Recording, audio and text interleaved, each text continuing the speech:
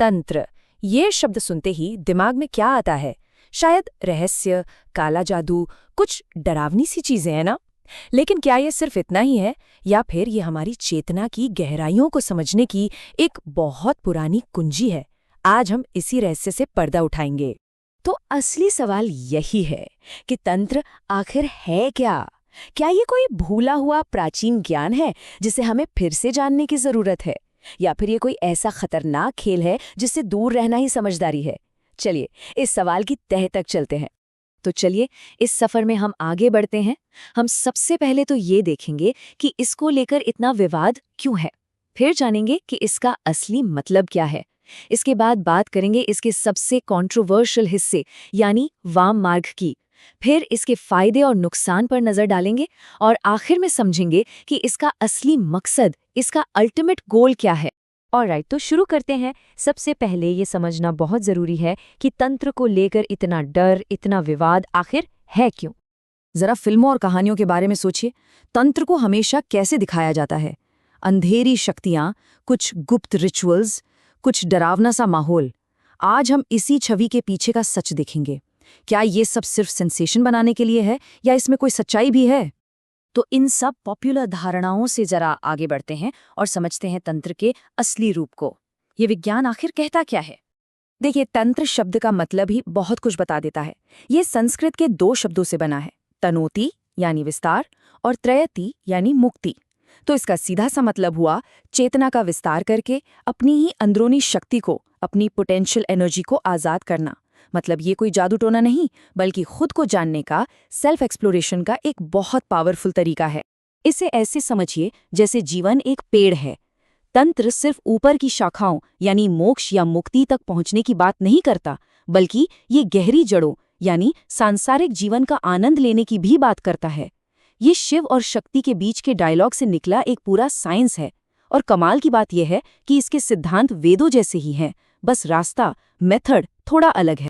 तो अब आते हैं उस पॉइंट पर जो तंत्र की इस डरावनी इमेज की सबसे बड़ी वजह है, वाम मार्ग। आखिर ये है क्या, और क्यों इसको इतना मिसअंडरस्टूड किया जाता है?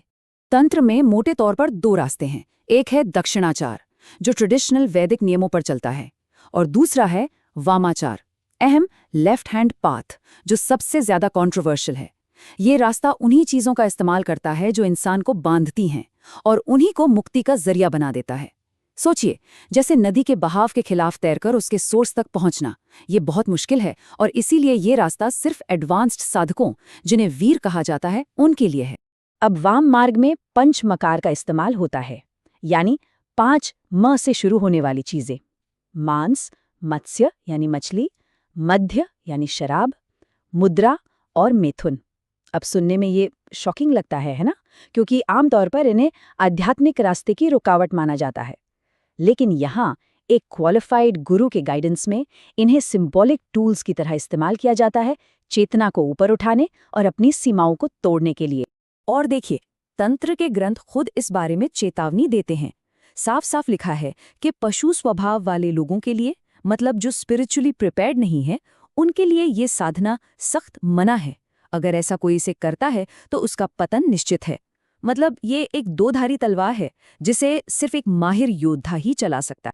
तो सवाल उठता है कि अगर कोई इस ज्ञान को सीख ले तो होता क्या है? देखिए, ये सिर्फ कुछ रिचुअल्स का मामला नहीं है। ये एक बहुत गहरे इंटरनल ट्रांसफॉर्मेशन की प्रोसेस है, जिसके रिवॉर्ड्स भी बहुत बड़े हैं, तो उतने बड़े खतरे भी हैं। तंत्र का जो असली गोल है वो है कुंडलिनी को जगाना। ये हमारे अंदर सोई हुई एक इन्फिनिट एनर्जी है, एक जबरदस्त पोटेंशियल। ये जो यंत्र दिख रहा है वो इसी कॉस्मिक एनर्जी का एक तरह से जियोमेट्रिक मैप है। इस ऊर्जा को जगाने का मतलब है अपने फुल पोटेंशियल को अनलॉक करना। और इस एनर्जी को जगाने के लिए डिसिप्लिन तरीके हैं। ऐसा नहीं कि कुछ भी कर लिया। इसमें मंत्रों का नियमित जाप है, तपस्या के जरिए खुद को प्यूरिफाई करना है, क्रिया योग जैसी पावरफुल टेक्निक्स हैं, और सबसे तेज पर सबसे गुप्त तरीका है एक काबिल गुरु से तांत्रिक दीक्षा लेना। अच्छा, तो इसका रिवॉर्ड क्या है?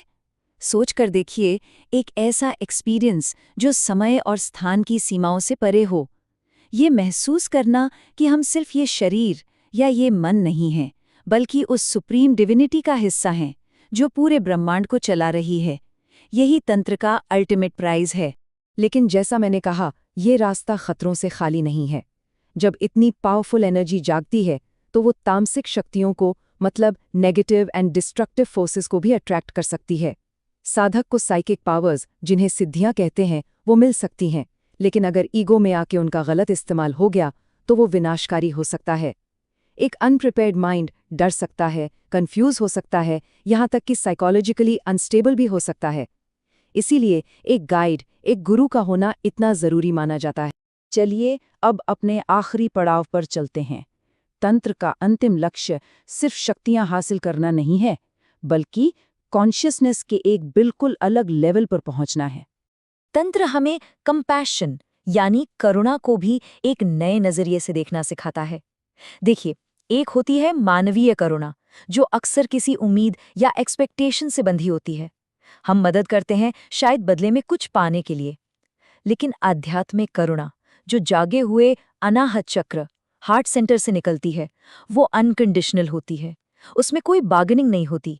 ये हर जीव के लिए एक यूनिवर्सल लव है, बिल्कुल सूरज की रोशनी की तरह, जो ये नहीं देखती कि किस पर पड़ना है, वो बस सब पर एक समान पड़ती है।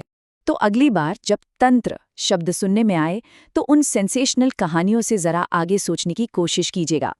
इसे चेतना के एक विज्ञान के रूप में देखिए और खुद से ये सवाल जरूर पूछिए, हमारी अपनी अंदरूनी दुनिया में ऐसी कौन सी शक्तियां सोई हुई हैं जो बस जागने का इंतजार कर रही हैं।